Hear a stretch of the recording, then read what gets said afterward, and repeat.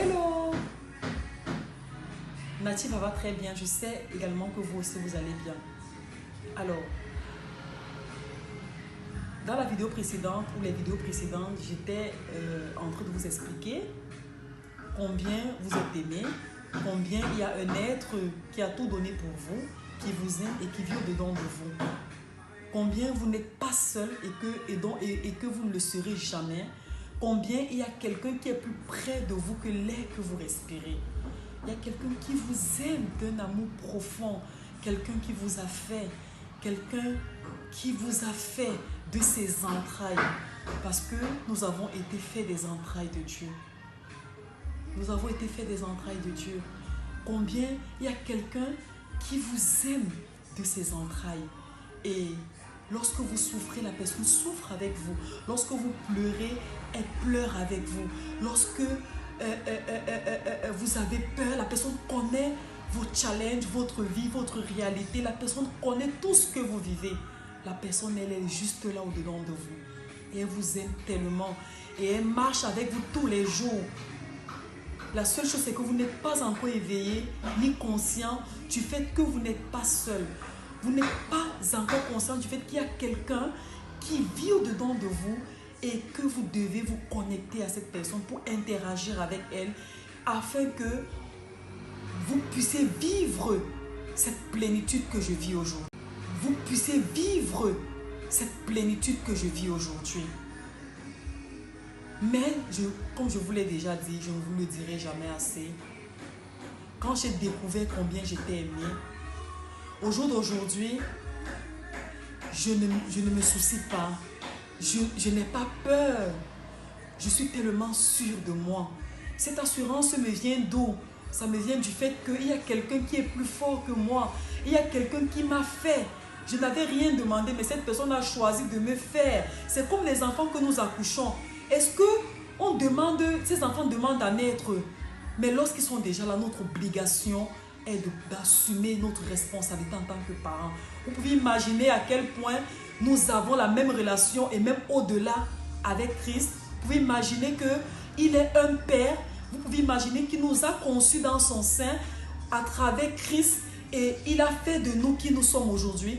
Vous pouvez imaginer qu'il nous aime de manière inconditionnelle et que chaque chose, vous savez, je vais vous donner l'illustration de l'amour de Dieu. Il y a des gens qui vous diront que oui, Dieu est amour, mais Dieu est également un Dieu de colère. Je veux vous dire aujourd'hui que Dieu n'est pas un Dieu de colère. Dieu vous aime. N'ayez pas peur. Ne vous dites pas que j'ai fait ci, j'ai fait ça, j'ai une mauvaise vie, j'ai fait ci, j'ai fait ça, alors Dieu ne m'aime pas. Alors non, tout ça se passe dans votre pensée. Cet être-là vous aime tel que vous êtes. Vous allez jeter votre enfant, pas que j'ai fait ci, j'ai fait ça, j'ai une mauvaise vie, j'ai fait ci, j'ai fait ça, alors Dieu ne m'aime pas. Alors non, tout ça se passe dans votre pensée. Cet être-là vous aime tel que vous êtes. Vous allez jeter votre enfant, même si cet enfant fait des choses qui ne vous plaisent pas. Vous, en tant que parent, vous ferez tout votre nécessaire, tout votre possible pour ramener cet enfant dans le droit chemin.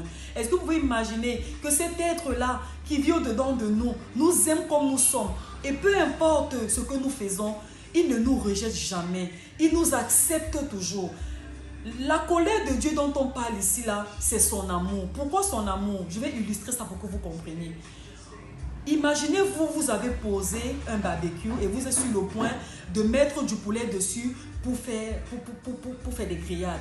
Et vous voyez votre enfant de 5 ans qui est en train d'envoyer sa main dans les braises de feu. Vous, en tant que parent, que ferez-vous? Vous allez crier. Ça va venir du tréfonds de votre haine. Vous allez crier en réprimandant cet enfant que « Hey, ne mets pas la main » parce que vous savez que c'est dangereux. Et vous allez prendre sur vous le fait que cet enfant veut mettre la main là-bas, mais vous allez le faire avec une colère pleine d'amour pour cet enfant. Vous allez vous tenir à la place de cet enfant, enlever cet enfant et lui dire « On ne fait pas comme ça » et réprimander cet enfant. Mais cette réprimande sera avec amour. Est-ce que vous comprenez un peu? Oui, c'est la même chose. Dieu là, l'amour que Dieu a pour nous, c'est comme cette maman-là qui est amour. Est-ce que vous comprenez un peu? Oui, c'est la même chose. Dieu là, l'amour que Dieu a pour nous, c'est Comme cette maman-là qui voit son enfant de 3 ans ou de 5 ans en train de mettre la main dans les braises et qui lui dit « Oh, arrête, ne mets pas la main » et tout. Cette colère, c'est une colère remplie d'amour. C'est une colère qui ne ferait pas de mal. Parce que lorsqu'on enlève l'enfant, est-ce qu'on tue l'enfant? Est-ce qu'on jette l'enfant? Qu'est-ce qu'on fait? On apprend à l'enfant que voilà comment tu dois faire les choses. C'est de la même façon que Dieu nous aime. Ce que je veux que vous compreniez, c'est que Dieu n'est pas un être qui vit tellement loin aux cieux et nous ici sur la terre. Mais il est au-dedans de nous. Il nous aime tellement et il prend soin de nous. C'est un être qui a tout donné pour nous. Tout ce dont il a besoin, c'est qu'on soit éveillé, qu'on soit conscient de cela. Et une fois qu'on va commencer à être conscient, notre transformation va commencer. Notre transformation va commencer avec lui. Est-ce que vous savez que nous sommes une nouvelle génération? Est-ce que vous savez que nous sommes une génération pas comme les autres? Est-ce que vous savez que nous sommes cette génération-là qui est en train de réussir, mais qui réussit avec Christ? Est-ce que vous savez que nous sommes cette génération-là qui va apporter quelque chose de nouveau, non seulement dans ce monde, dans cette nation, mais dans ce pays? Est-ce que vous êtes conscient de ça? Mais pour ça, on a besoin d'être identifié à la bonne personne de qui nous sommes. On a besoin d'être identifié à une chose qui est plus forte que nous, qui n'a rien, génération là, qui va apporter quelque chose de nouveau, non seulement dans ce monde, dans cette nation, mais dans ce pays. Est-ce que vous êtes conscient de ça? Mais pour ça, on a besoin d'être identifié à la bonne personne de qui nous sommes. On a besoin d'être identifié à une chose qui est plus forte que nous, qui n'a rien à voir avec des choses naturelles, mais ce sont des choses surnaturelles, qui n'a rien à voir avec des choses physiques, mais ce sont des choses spirituelles. Oui, ce sont des choses spirituelles qui vivent au-dedans de nous, qui n'ont rien à voir avec des choses visibles, ce sont des choses invisibles. Prenons conscience de qui nous sommes. Chacun d'entre nous a quelque chose au-dedans de lui. Je vous l'ai toujours dit. Je vous ai toujours dit que chacun d'entre nous a quelque chose au-dedans de lui. Cette chose-là, c'est Christ. Lorsque nous nous éveillons à lui, lorsqu'on est conscient qu'on est aimé et que jamais rien ne nous séparera de lui et que peu importe ce qu'on fait, avec amour et tendresse, il nous reprend, il nous console et il nous conduit dans notre marche. Ce jour-là, vous comprendrez qui nous sommes réellement. Qui nous sommes réellement. Je n'ai pas peur. Est-ce que vous savez que le mot, la petite phrase « je n'ai pas peur » apparaît 365 fois dans la Bible? 365 fois. C'est pour dire quoi? Une année a combien de jours? 365 jours.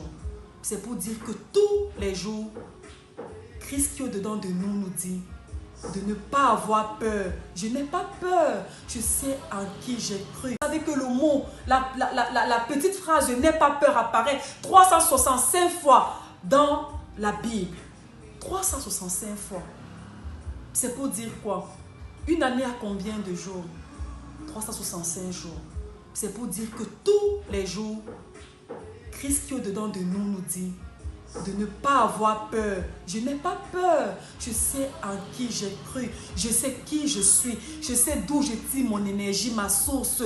Je sais qui je suis. Et je ne me limite pas aux choses physiques. Je ne me limite pas aux choses matérielles. Parce que là où Christ est en train de nous amener, c'est beaucoup plus grand. C'est beaucoup plus fort et puissant que ce qu'on voit là. C'est beaucoup plus fort. Dans la prochaine vidéo, je vous donnerai d'autres éléments. Prenez soin de vous. S'il vous plaît, n'oubliez pas, il y a quelqu'un qui vous aime.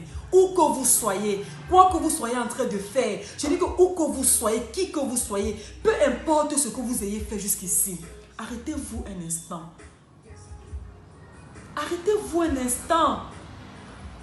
Et pensez-y. Pensez que, hey, je ne suis pas seule, je n'ai jamais été.